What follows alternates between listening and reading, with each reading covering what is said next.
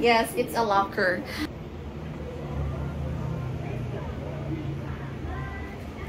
Hello mga kapengyo!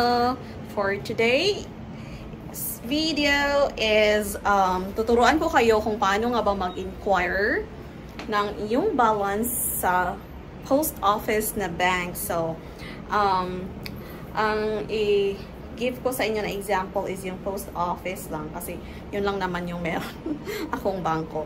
So, ganito yan siya. Meron kayong ATM. It could be Visa or pwede din yung local nila. So, ganito yan siya. Punta ka lang sa mga ATM machine. Okay, this video is very useful talaga, especially for those who are new and coming here in Taiwan. Kasi yung una kong pagdating talaga dito, parang nabubuisi talaga ako. Kasi, paano ba to? Hindi ko alam kasi nga Chinese yung nakikita ko. But, mayroon parang English. So, let's try to see. Ano nga ba? Ano nga ba?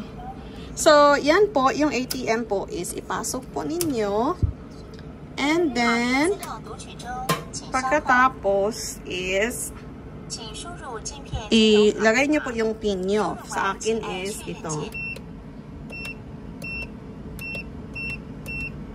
And then, i-press nyo po ng enter. And then, oh, good thing kasi English siya. Okay, to inquiry lang tayo. So, click inquiry.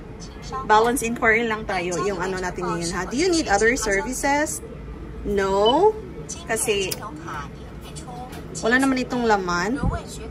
Okay, ang card is nare-return siya. Okay, you can choose no receipt or with receipt. So, with receipt yung pipiliin natin. Napaka-easy lang po. And then, lalabas din yung resibo. Ito na po siya. Oh, hindi pala siya. Yung iba kasi before is naglalagay siya sa ano. So, ganito lang. So, malaman mo na po yung balance. So, ito po yung available balance natin, 121 NTD.